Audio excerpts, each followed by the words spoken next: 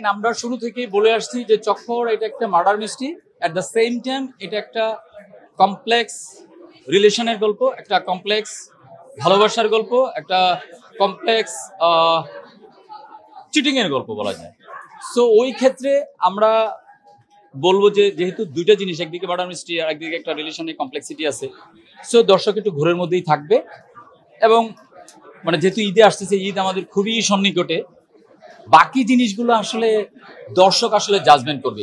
দেখেন, আমি যতই কথা বলি এখন যে আমার ছবি এই হয়েছে ওই হয়েছে, এটা আসলে কোনো কিছুই ম্যাটার করে না। কারণ সিনেমা হলে দর্শক যাবে, টিকিট কেটে দেখবে, সে যদি তার গল্পের সাথে, চরিত্রের সাথে, তার ভাবনার সাথে যদি কানেক্ট করতে পারে, তাহলেই আসলে এটা মানুষ দেখবে, আদারওয়াইজ এটা দেখবে না। এটা প্রথম প্রেমের মতো, এটা আসলে অনেক দিন পর্যন্ত এটা মাথায় থেকে যাবে, আমৃত্যু পর্যন্ত থেকে যাবে। প্রথম প্রেম যেরকম ভোলা যায় না, অনুভূতিটা আসলে এরকমই। মোশাররফ করিমকে যখন আমি কাজ করছি, আমার চরিত্রে দরকার ছিল বলে আমি কাজ করছি। আমার কাছে মনে হয়েছে যে he is the right cast, because মানে আমি আমার চরিত্র যখন আমি ভিজুয়ালাইজ করছি, আমি এরকম একটা মানুষ, একটু মোটা সোটা হবে, একটু এরকম গাট্টা গুট্টা, একটা মোটা গোফ থাকবে। কতটুকু পারফেক্ট হয়েছে সেটা আপনারা জাজমেন্ট করতে পারবেন সিনেমা হলে চললে, তারপর দর্শক জাজমেন্ট করতে পারবে। সিনেমা হচ্ছে মানে মানে কিভাবে আমি বলি যে আপনি একটা আপনার একটা কাইন্ড অফ প্রোডাক্ট, আপনার একটা ড্রিম, আপনি এটা করছেন, এটা অডিয়েন্সের কাছে আপনি নিয়ে পৌঁছাবেন।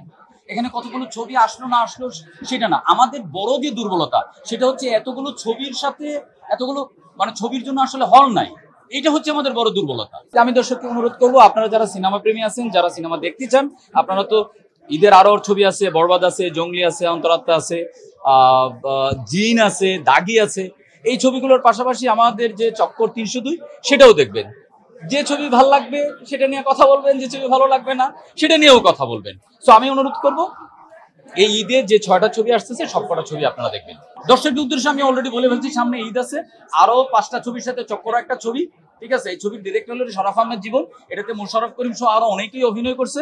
আপনারা অন্য ছবিগুলোর মতো এই ছবিটাও যদি আপনাদের দেখার সুযোগ সময় হয়, ইচ্ছা হয়, তাহলে দেখবেন, আদারওয়াইজ দেখবেন না।